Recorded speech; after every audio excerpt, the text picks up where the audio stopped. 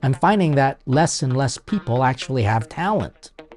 And for that reason, they have to hide their lack of talent behind sensationalism. They make a pact with the devil so that the devil, who does have influence on a lot of people in the world, will be attracted to this person, perhaps in part because of their talent, but also because the devil is influencing them to pay attention. Welcome to the Father Leo Show, where I'm dishing out faith, culture, and commentary. And as promised, we're going to jump into a very deep discussion about how Satan has entered into our music industry, and it is influencing you and, unfortunately, your innocent children. And so before we jump into that, however, I want to thank you for watching. Please make sure you hit subscribe if you haven't done so. Share this with other family and friends and get them to subscribe. Offer your comments, because we do read them, and we sometimes make videos where we offer responses to them. But also, we need your help on Patreon. So if you are able to support us for just $5 a month, you'll be able to get access to a cache of other fantastic presentations, prayers, as well as some conferences that we created online with some great presenters. So thank you for all of that. And let's jump right into it with our conversation about faith, music, and Satanism. Clearly, music is a part of our Catholic Church. Many of you may not realize this, but the liturgy officially needs to be chanted, sung. And so it is definitely a part of our tradition. And we all know that music originally, even in its most Neanderthalic form, in its simplest form, was all done to expose something that's on the inside, on the outside. Whether it be simple drums or a flute, or even someone who had the ability to carry a tune and they kind of just started singing. We know that it really comes from deep within. As a result, the systematic growth of music really took place within a Christian tradition, within a religious tradition. We all know that clearly, music is a part of our Catholic tradition. And I know that young people will maybe scoff at it and say it's just so out of touch. But you gotta know, we were actually the biggest promoters of music.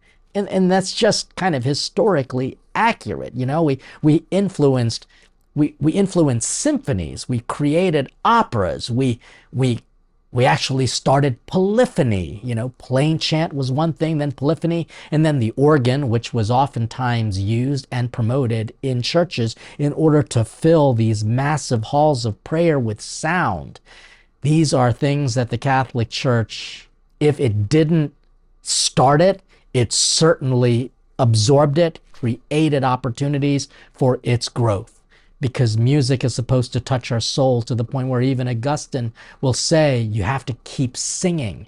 And so what is music, and how is it supposed to really affect who we are? Well, it's clearly supposed to be a part of our tradition and help our worship. It communicates the deeper realities of what's going on in the depths of our souls. But it also requires talent. I mean, I'm sure you've all been to churches where maybe the music wasn't so great, and that there was someone who was leading song who probably wasn't very good. And then all of a sudden the church grows, and the pastor has a responsibility to make sure that the people aren't entertained, but they're at least edified and not distracted by someone's inability to carry a tune. And I pray for those pastors or those priests who have to make those decisions and say, I got to hire a professional who's actually going to lead worship and music in a good way that is appropriate to the community, that's certainly going to glorify God and be, again, an expression, a deeper expression of what's happening on the inside manifested on the outside. And so music has just a ton of levels and scopes that requires kind of a deeper discussion. But let's also admit that when people think of Christian music or worship music, they just kind of limit it and want to put it in a box. And as such, the technique of good music no longer has a chance to kind of reach people when they're not in church. And do we limit music only to when we're in church? No, it's a part of who we are every moment of our life. We turn on the radio, we put on our earbuds, and we basically listen to music. And it's almost as if people live their life as if they're in a movie and they do things with music in the background. No doubt, when you're exercising, don't you play dun dun dun dun dun dun dun dun dun? Or if you're sad, don't you like play an Ed Sheeran song where you're just like crying in the back of the room or something, and you're just almost hearing the music play? Or if you're in your car and you hear, a song that is just so peppy, like "'Cause I'm Happy," and you just start moving, because music has the ability to move. In fact, the whole idea of a Pied Piper means that you can actually entice people along the way. And we all know that music is really something that comes from the Ruach, the Spirit, the breath of God. But let's also admit that the devil is real. And the devil loves to take what it did not create, but takes what the Creator created and turn it into something else that can take people's attention off of God and focus literally in on themselves. And as such, in that selfishness, that brokenness is manifested on the outside. And that's why we see terrible music these days. But music is really supposed to be something that glorifies God. Your talents matter. And so this is my commentary in regards to faith in music. Once again, it is from God. It manifests what's on the inside, on the outside. It has the ability to move people, and it is truly that which touches the depths of our souls, because God made music. And as God made the world, it was good. Guess what we in our sinfulness did to it? We're destroying it. And so what we've got to do is understand how the devil is destroying our world and destroying our music. So let's jump into a conversation about culture and how Satan has entered the music industry. There is no doubt that Satan has an influence on just about everything. When I was growing up as a kid, Madonna and Michael Jackson were the biggest names. Yes, I also like Tears for Fears. Yes, I also was a little bit into the whole Depeche Mode culture. Yes, I am totally dating myself. And even though the music at that time was a little salacious and there was even some, kind of opening up to the scandal, Madonna's first song, Like a Virgin, which I danced to and sang along as well. And I knew at the time, even though I was just a young teenager, that there were efforts to kind of make a mockery, a joke, a jab at the Catholic Church in particular. Come to find out that Madonna was raised and baptized Catholic. I think her parents at one point reported that they went to Mass regularly, including daily Mass. Well, what has happened? Well, let's just take a quick look at some of what's been happening right now in Madonna's life. But before we do that, I want to tell you the reason why I made this episode is because of the video from Lil Nas X. Lil Nas X, he kind of was a one-hit wonder, but then he became something a little bit more, and he recently released a video called J Christ. Just take a watch of this and you'll see what I'm talking about.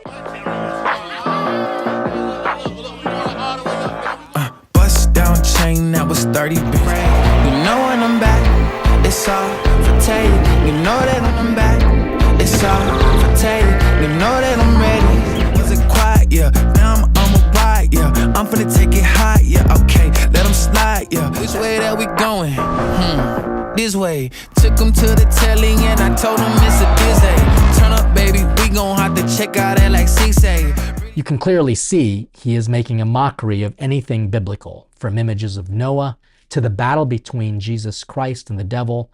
He kind of has such an effeminate approach to things because, he came out as gay, transgender, bisexual. I can't even remember because he has evolved in many ways from his original cowboy-ish theme rap song about Little Motown. I can't honestly even remember the name of it. I just remember how it was such a monotonous beat that it actually moved people, got them singing and dancing. And then all hell breaks loose because he comes out with basically a shoe, a Nike brand shoe that has a drop of someone's blood in it.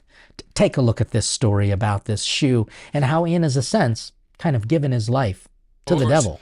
Well, now he's riding Satan, doing a lap dance and collaborating on special Satan sneakers. What the devil's going on?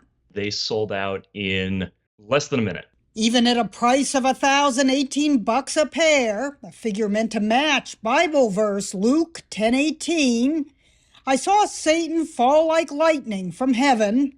The sneakers are Nike Air Max 97s, modified with a bronze pentagram, an inverted cross, and a drop of human blood in the air bubble sole. Lil Nas X was accused of selling his soul.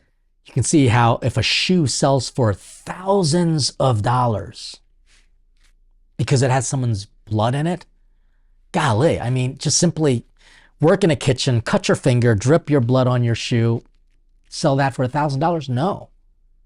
But it was because it was connected to a satanic, cultish shoe, something that is a little bit more mysterious. So he's basically evolved from being a rapper, singer, pop artist.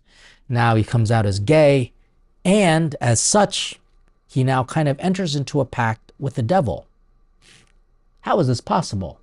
Well, again, let's take a look at a Madonna video, just a little montage of what you're going to see in her most recent celebration, her celebration tour. She's like 60-something years old. You know, God love her that she can actually have enough energy to move and to dance and to all these things. But just take a look at this and let me know what you think.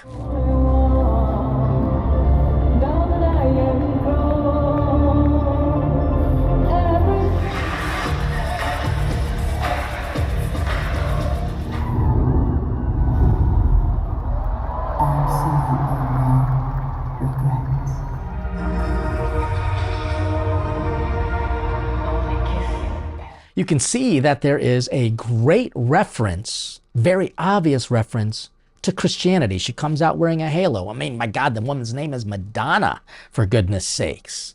And you can see that even at an old age, sex becomes the most important thing that she's kind of portraying.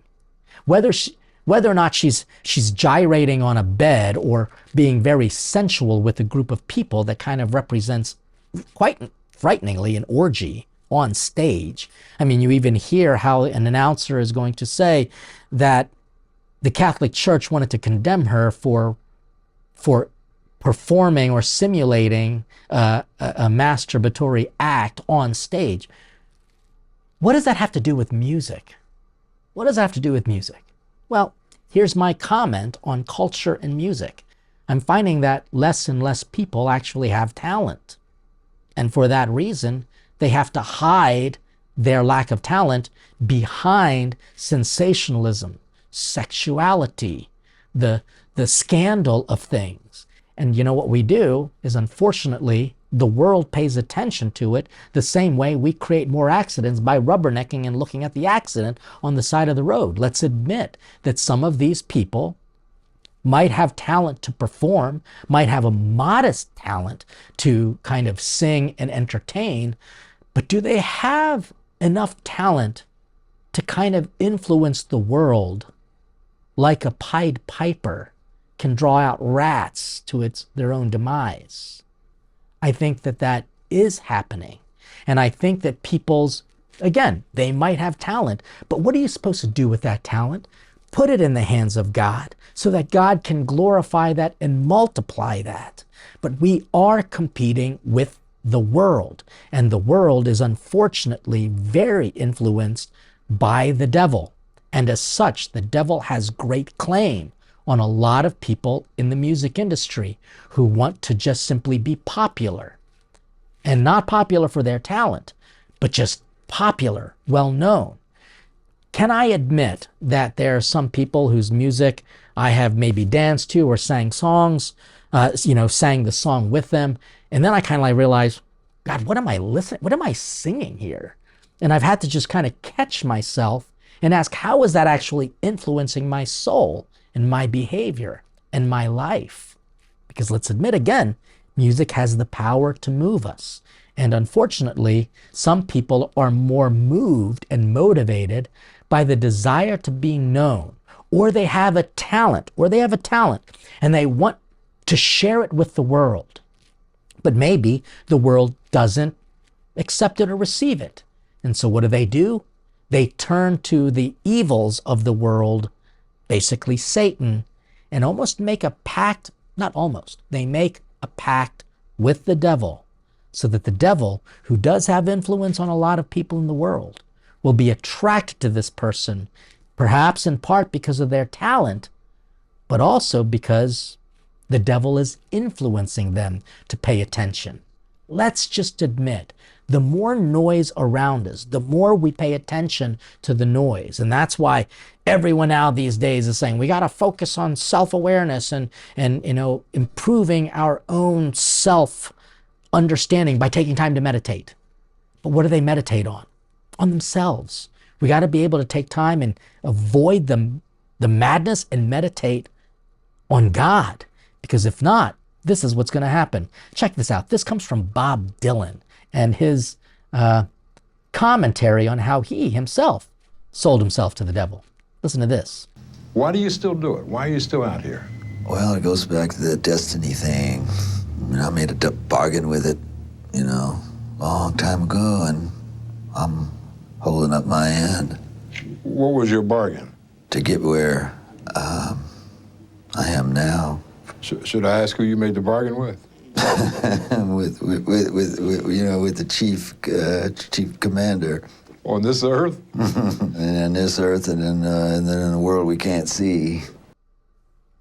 That should literally scare the heaven into us, because this is basically Bob Dylan, who's incredibly popular. Is he talented? Yeah. Does his music move us? Yeah. Did he have enough talent for him to have the kind of influence and the notoriety that he has today? I don't think so.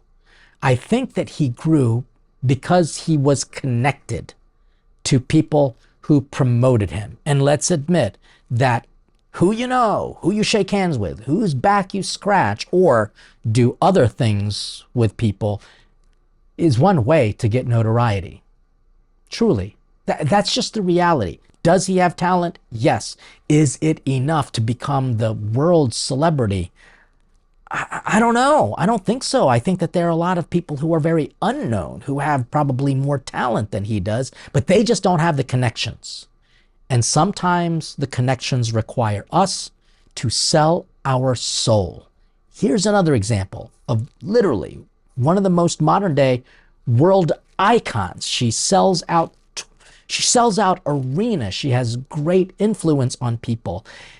And her name is Katy Perry. Does she have talent? Yes. Do other people have more talent than she does? For sure. But why is she like the person of the year for Time magazine? And people are literally treating her like royalty. Well, here's her explanation. Take a look at this. You're doing really well now, but didn't you release a CD like almost 10 years ago? Yeah, I released a gospel record when I was 15 because I grew up in, a household where all I ever did was listen to gospel music, and my parents are both traveling ministers. And so I kind of sang about, what was going on in my life at 15, and that's how I got introduced to the music industry. I swear I wanted to be like the Amy Grant of music. Yeah. But it didn't work out, and so I sold my soul to the devil. All right, you kind of hear it. You kind of hear it yourself. She kind of sold her soul to the devil. She wanted to be as popular as Amy Grant. And I think therein lies the problem. Our world has bought into popularity as equal to self-worth. Like, only if you are popular do you kind of feel good about yourself. And look, we all know that People like it when people like our videos, watches, and it grows and promotes and grows. Believe me, I want to be able to do the same thing with this channel. I want to make sure that people are not just getting some priest ranting, but offering some integrated pastoral theological approaches to the things that people are getting in the world, because I don't think we're getting that necessarily from other Catholic presenters. I mean, they might share some things, but I don't know if they actually get into it as a Catholic priest would from the perspective that I have. But in other words, I'm basically saying it would be great to have this channel grow. But I don't make a pact with the devil to do it. I just simply preach. I just simply am being a priest. And if people want to hear it, fine. I'm glad. And would I like more people to hear it? Absolutely, I would. Absolutely. But do I make a pact with the devil in order for people to hear me and proclaim the good news? You see, that's the sadness. People are hiding their talents, or excuse me, they're hiding their lack of talent or not good enough talent to be as big as Amy Grant, and you just basically sell your soul to the devil so that you can become popular or bigger than Amy Grant. Now, is Katy Perry directly involved with the occult? Well, there are some people who actually suggest that she is, and we have to take very seriously that whenever you do anything like this, you become a little bit more open to the darker forces. And it is very true that if you take a look at what some exorcists are saying, that as a result, she's selling her soul to the devil. What does the devil want? For you to be influenced by her and therefore imitate her. Wants more people to seek popularity and fame, to have the life that she has, and sell your soul to the devil so that you can grow. It is a very sad state of affairs in which we find ourselves. So from Lil Nas X to Madonna to Bob Dylan to Taylor Swift and so many other people, I even understand that Imagine Dragons, the head of that, I don't even know what his name is. I like Imagine Dragons, but the head singer, the lead singer, he even claimed that he had to sell his soul to the devil. Let's people admit that the evil one is real. And the evil one wants to take your talents and twist it around with the promise of fame and fortune. Rather, we should just be content with the fact that God gave us talent, and what are we going to do? We're not going to bury it under a bushel basket, but put it in His hands, not the devil's. And in this world, it almost seems as if Jesus is completely irrelevant. But in the next world, it's the only one where we will see that our talents were but seeds that He has planted in us. And as there is more to growing the fruits from that one seed, we have to make sure we are planting it in good soil. We are nurturing it with a good environment and atmosphere. And then, and only then, will people be willing to partake of the fruits. But let's admit, not everyone is going to do it. This all just simply reminds me of Matthew's Gospel 4, chapter 8. When we hear how the devil took Jesus while he was in the desert and tempted him with all the richness and the fame and the power. And Jesus basically said, you know, it's the Lord your God you should worship. No one else. No one else. And so when people sell themselves and their souls to the devil, yes, they can be popular. But that doesn't mean they've done a good job with their talent. It is actually a very sad thing. And so I'm not criticizing these people necessarily. I'm taking a critical look at their life, their success, and what does it bring them? Fame, fortune, sex, drugs, and rock and roll. You know, I mean, that's kind of like the phrase. And how many of them have actually just lived very good lives? And in their desire to stay relevant, like Madonna, for goodness sakes, she continues to present herself as a sexual being or, you know, sexually empowering, when really it's just a sexual disgrace. Lil Nas X, once again, does he really have great talent? I mean, that song, unfortunately, I listened to it when was truly a waste of my 3 minutes, and I basically had to wash my eyes out with Purell because it was just odd. It was weird. I didn't even know what the point was. And so now I'd like to jump into my commentary, something that will hopefully be pastorally effective, helping you, kind of like a carry-out order. So let's jump into it right now. We have to admit that music is powerful, good, and true when it's devoted to the right direction and it's coming from a good place from within. Yes, can you talk about your sorrows, your hurts, and your pains? Yes, but if it leads people to suicide, then that song shouldn't be put on the radio. Because yes, music has influence. But if it gives you hope, even in the midst of your darkness, I think that's God using someone's gifts and talents. But if it is actually leading people to kind of take on the persona of that artist, and that artist is basically claiming that they've sold themselves to the devil, then basically it might be a small drip of poison in a large glass of water. Will you drink it? And if I keep adding a little drop of poison to water, will you continue to drink it? You probably will, because you might be thirsty, but for what? I don't know. But you have to admit that it is also killing you. So I'm not down on the music industry. I just think that it needs a little bit of light from God shining in and showing where the creepiness is, because there are many artists who have basically claimed that in order for them to have been big names, they had to do some things that would really harm their own dignity and their own life and their own salvation.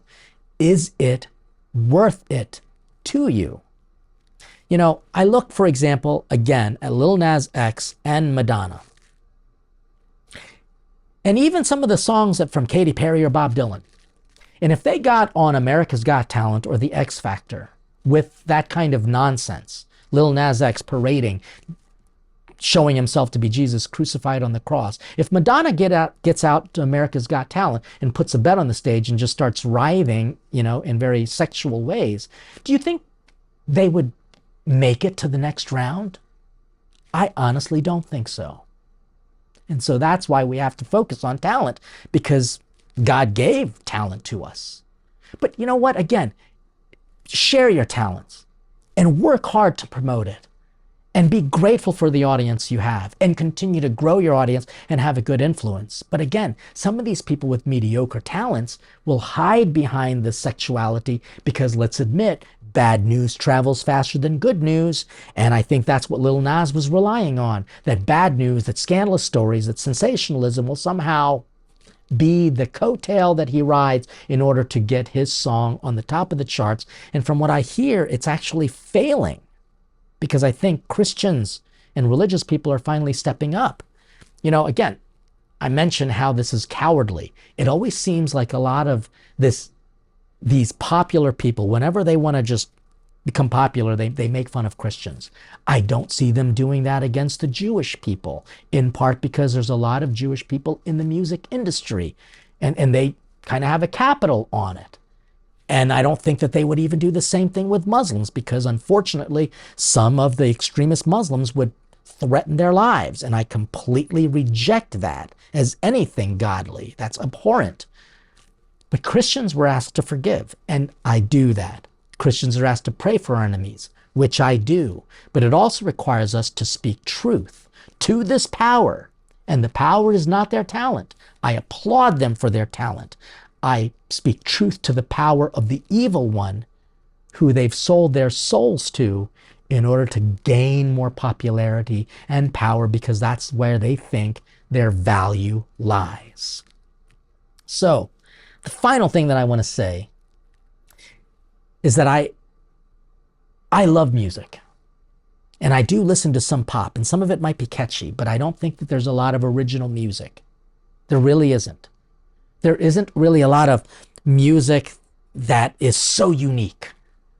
A lot of it is just a repeat of a lot of things. I mean, in fact, I think one of the more popular songs is, you know, nothing's gonna take my love from you. You know, like, I can't remember the song, but that was a song in the 80s. They're just replaying that music. And let's admit that Beatles music is still very popular, and that, you know, Earth, Wind, and Fire, their songs are still very popular because those were really good.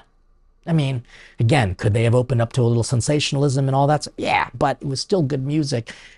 I don't hear a lot of original music anymore. I really don't.